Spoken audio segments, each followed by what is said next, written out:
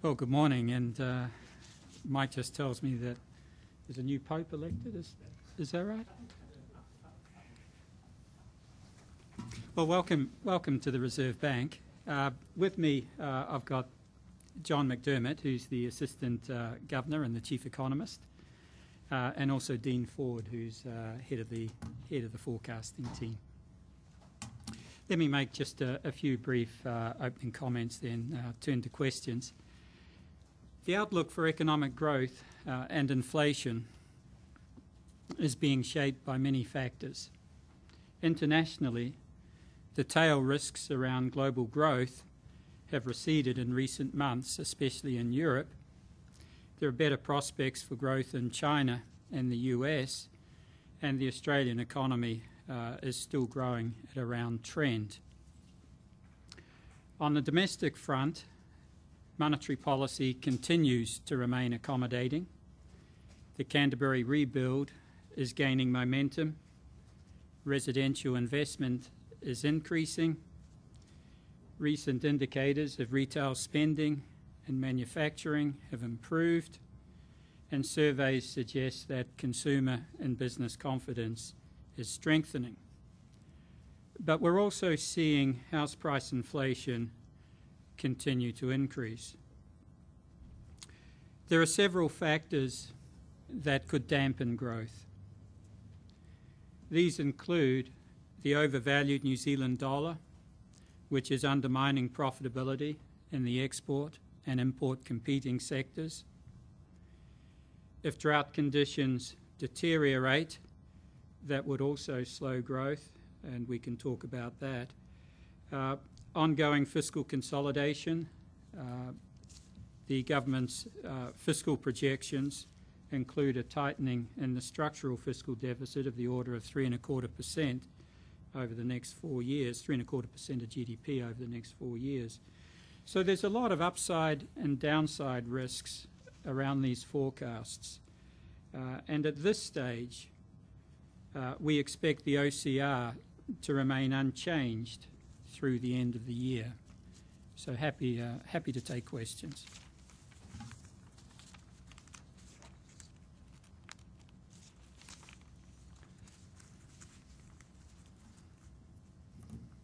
How much do you think the drought is going to impact the economy, and what would that mean for interest rates going forward? In terms of the projections that we prepared, basically we've built in an effect or an impact of around 0.2 or 0.3% of GDP for the first half of the year. We will see lower milk production with some offsets by higher slaughtering and meat manufacturing as well. Likely to see some higher costs around feed, as you might expect.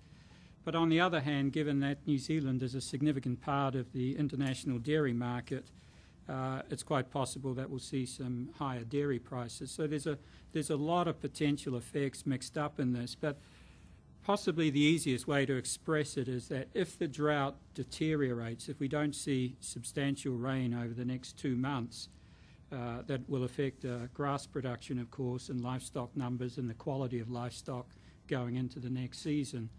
If we don't see that, and if the drought took on the profile of what you saw in 2007, 2008, then it's possible that the decline in agricultural production could be much greater, of course, and you might see an overall impact on GDP of possibly up to 1%.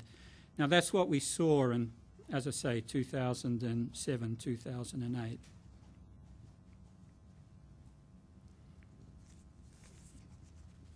Could you please explain your concerns about the housing Yeah, market? the house price inflation in Auckland is now running at around 12% on an annual basis. So February over February, the latest REINZ numbers. It's also running at around 12% in Canterbury. That means roughly 8% nationally. But if you look at the national numbers, take out Auckland, take out Canterbury, It's growing at around 4.25%. So, we're concerned about the rise in house prices, and that's one of the reasons why we've got a consultative document out at the moment talking about potential macroprudential instruments.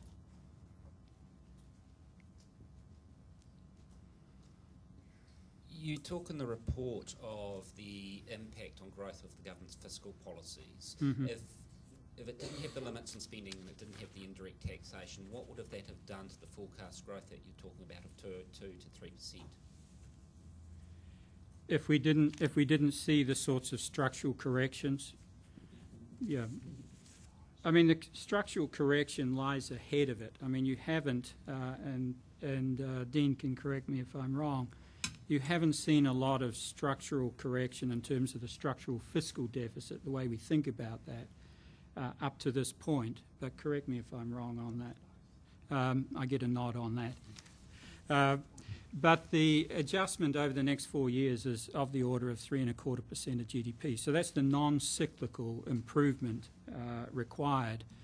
And you would expect that would slow growth, slow demand growth and slow output growth as you work through that correction. So if you weren't to see such a substantial fiscal correction, then you would probably see output growth higher.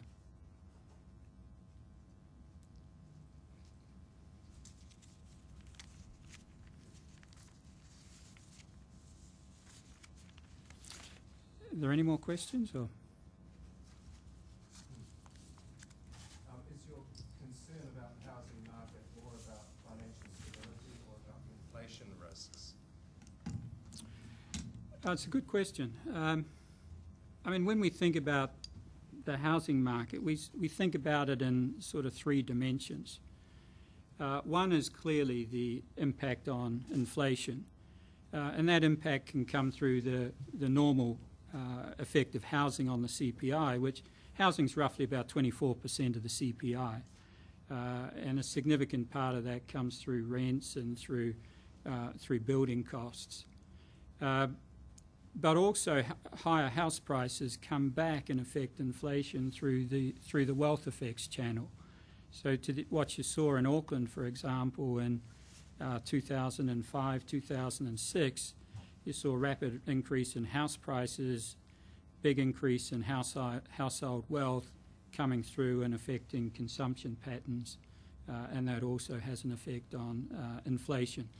So we certainly look at it in terms of the inflation risks. We also look at it in terms of what would happen if house prices adjusted quite substantially in New Zealand.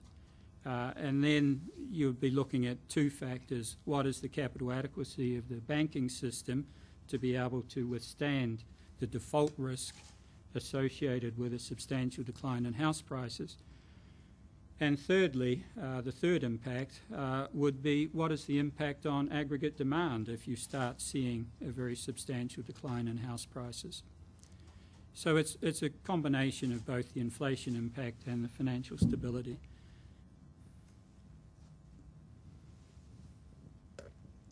How concerning is the overvalued New Zealand dollar at the moment? I think that is a concern. It's a significant concern for us. And clearly, you can see monetary policy is having to work its way through a lot of forces here, be it in terms of the rebuild of Canterbury, the rebuild of Canterbury, the exchange rate impact, the drought impact, the fiscal adjustment. There's a lot of factors at play. But the overshooting of the nominal and real exchange rate is a concern, and we're seeing that, of course, in the profitability and the volumes associated with exports and import substitution industries. Go on. Just want to follow up to that. What levers are there in that regard for you to pull, and will you pull them? Well, we talked about that in a recent speech to the manufacturers, and I went into that in some depth.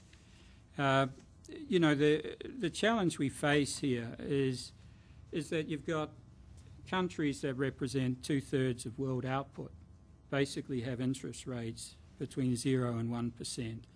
So that's all the G7 economies. It's the Eurozone. It's the Eurozone economies, which also includes Italy, Germany and France, of course. But it's also Switzerland and Sweden. And if you add all that up, it's roughly 2/3 of world output. And then on top of that, you've got essentially 5 trillion of quantitative easing by the main central banks. So that's one of the huge challenges that we face. And, you know, we've had our terms of trade declining for 18 months now, and you would have hoped that as the terms of trade declined, if they were to decline, that you would have seen an exchange rate adjustment, and that you'd also see an exchange rate adjustment tied in with the low productivity record in terms of labour productivity that New Zealand has. So it's a concern that you've got a situation where investors internationally are looking for higher yields, looking for economies that are performing well with reasonable growth prospects. And that also includes central banks. You know, we're seeing central bank money coming into New Zealand as well in terms of managing their own reserve positions.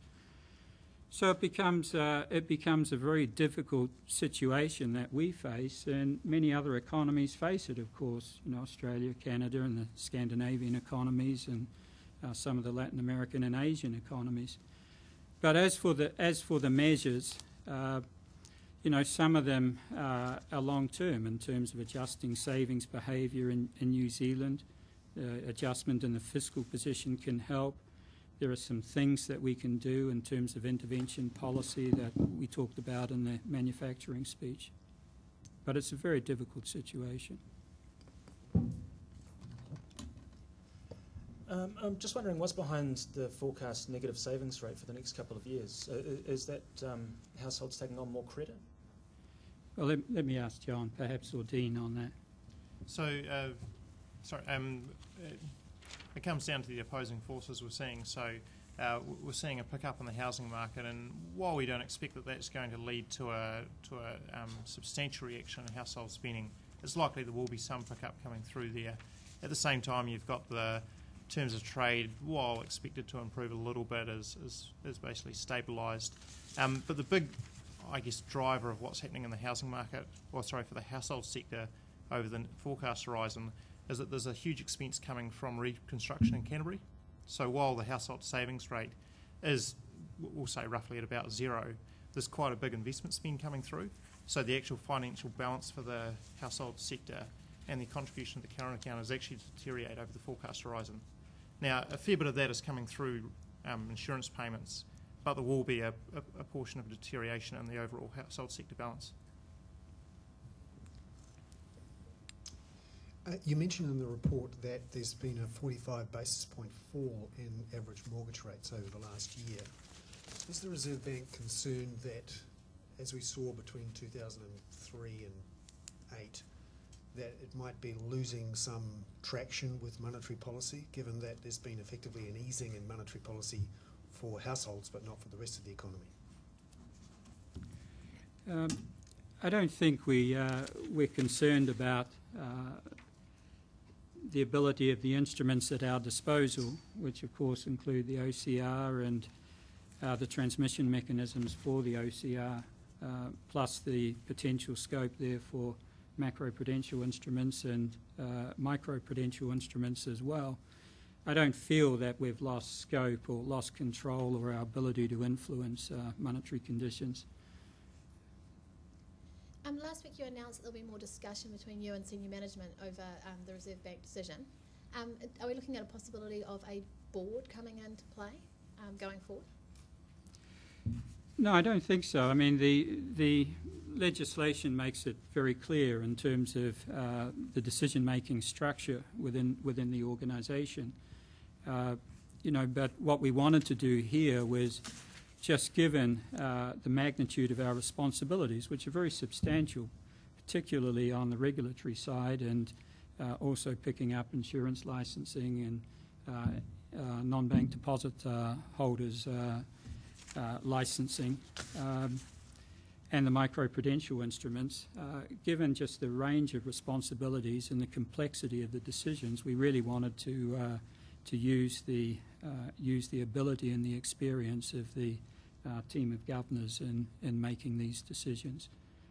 The accountability in terms of the legislation lies with the Governor of the Central Bank. Looking at the labour market data, you've expressed a bit more scepticism about the headline figure, if you like, the main figure that we've always used, the Household Labour Force Survey.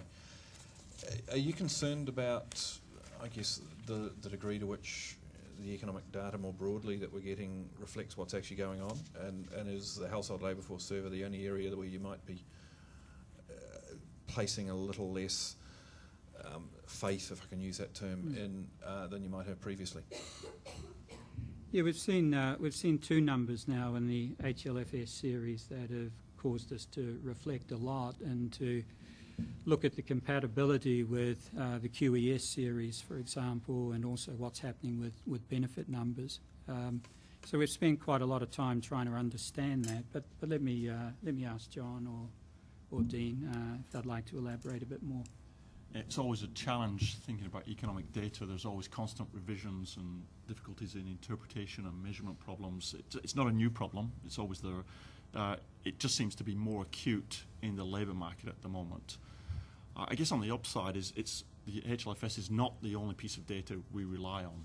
There's a whole range of indicators, and the task here is to take all of them and even if they're conflicting, try and balance them, and that's what we've done. And you might look at the headline numbers and say, well, we don't have much faith in a specific number, but some heavy rounding saying the unemployment rate is about 7% probably feels about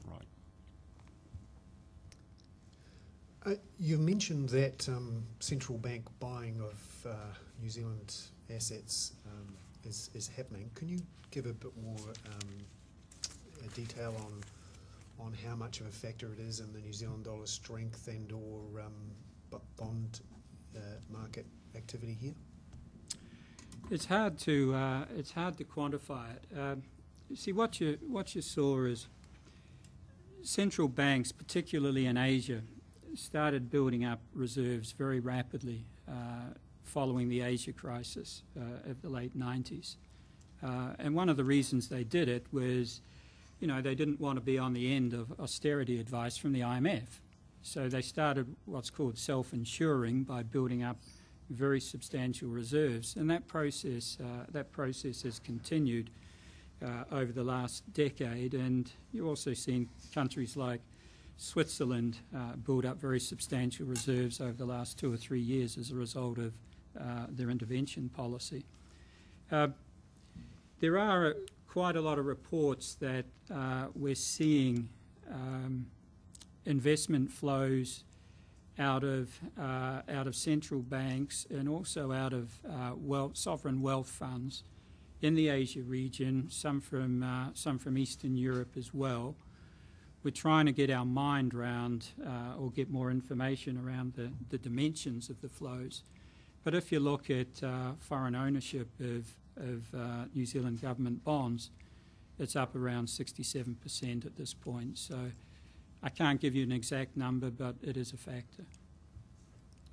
You mentioned in the monetary policy statement that if the exchange rate rose for reasons not justified by fundamentals, this would lead to a lower than expected official cash rate. Can you give us an idea of what sort of scale of unjustified rise might change your OCR outlook? Well, I think there's a lot of forces that are, as I said, that are acting on the economy at this point in terms of output and the inflation path, and identified those in my opening comments. If you look at some of the work by the IMF and some other forecasters, they would suggest that the exchange rate is overvalued by around 10 to 15%. The OECD wouldn't differ from that assessment in terms of what they've reported to me. So the exchange rate is a concern, and if the overshooting continues, then basically it creates more scope ceteris paribus, by just ignoring all the other factors that are influencing the outlook, in ceteris paribus it would create more scope for a reduction in the OCR.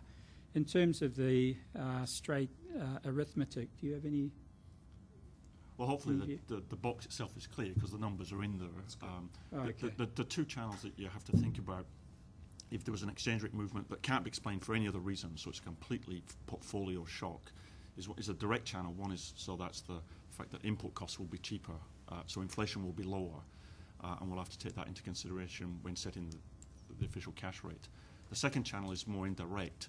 The fact that you have a higher exchange rate will take away demand, it will make it harder for the export sector, and so the economy will be growing slower and put less pressure on the system and less inflation pressure. So those are the two things we'd actually look through and examine. Are you concerned about the current account deficit outlook, which in this report you've referred to a few times because of the strong New Zealand dollar, the switch to imports and slow exports? It's not part of your policy targets agreement or the Reserve Bank Act, but do you think it's a concern for New Zealand? Probably not an immediate concern, but it's a concern that that certainly shouldn't be ignored. And let me elaborate. If you look at the current account deficit for the last 30 years, it's averaged about 5% of GDP. So we've lived with large current account deficits for a long time, and the markets have had to get accustomed, if you like, to an increase in foreign debt and also ongoing fiscal and ongoing current account imbalances. If you look at what's causing it, over the forecast period, you see a very substantial improvement in the government savings investment imbalance as it corrects its fiscal position. So a lot of the current account deficit is taking place as a result of savings investment imbalances in the private sector. Now, some of that is tied in with the very strong investment that we're seeing around Canterbury, also the projected increase in residential investment in other parts of the country, and also the build-up in the savings ratio is not as dramatic as the increase in the investment that's taking place.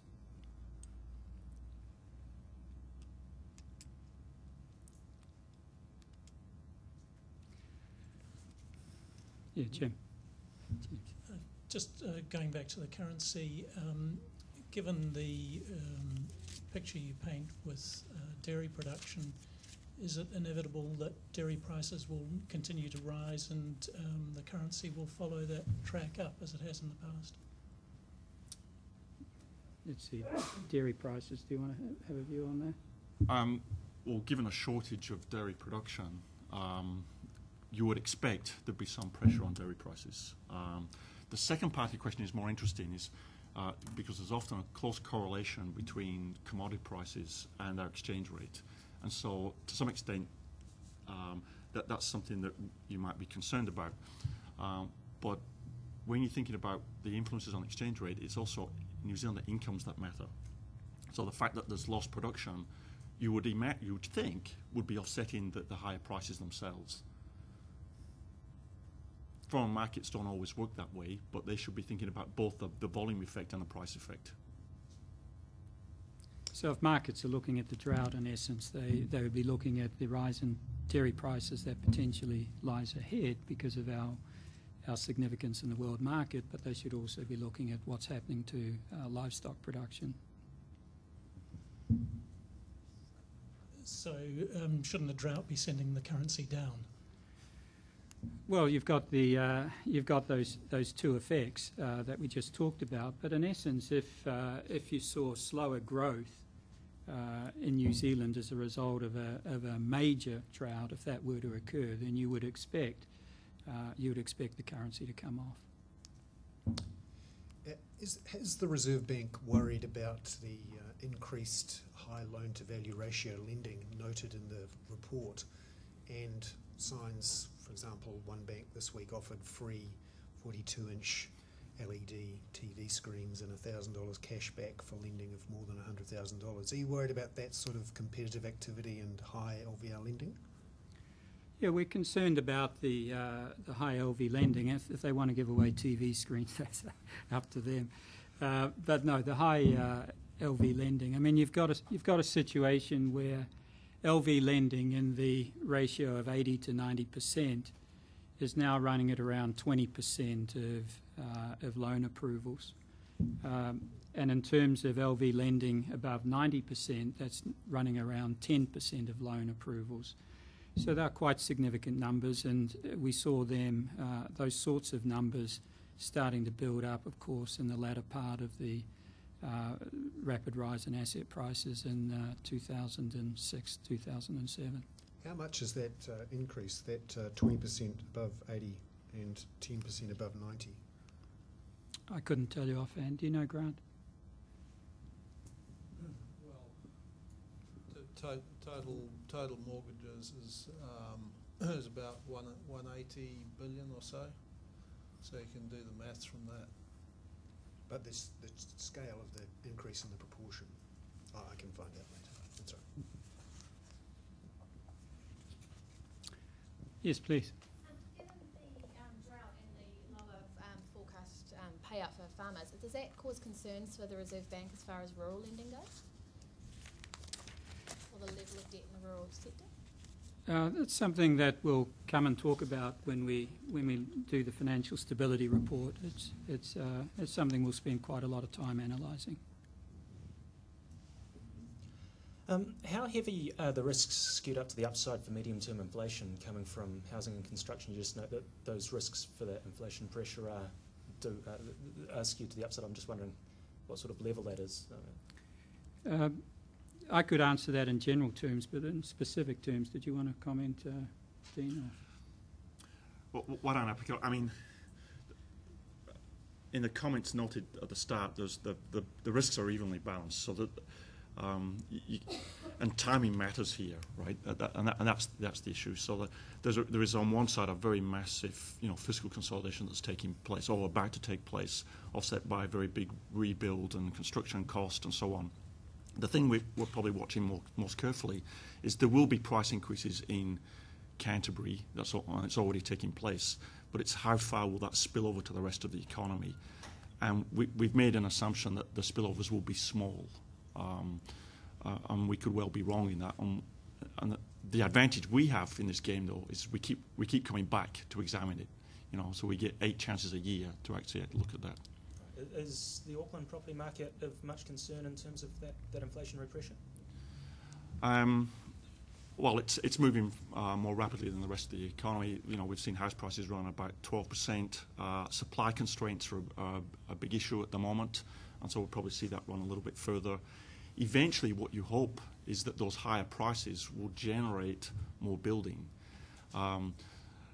And that in itself creates pressure on resources, starts to use up resources, and indirectly starts to put pressure on resources within the economy, and so you get inflation pressure building. The advantage here, though, of course, we're starting with an inflation profile that's very low, and so we do get time to watch how that develops. And how long do you expect that to start seeping into the labour market, given, well, not as weak as the headline figure suggests, it is still pretty weak? Yeah, you'd expect that the unemployment rate should, the actual unemployment rate, whatever, abstracting from the HLFS at the moment, you'd expect that it should be starting to improve within the next 12 months. We've been surprised that there hasn't been some improvement over the past 6 months.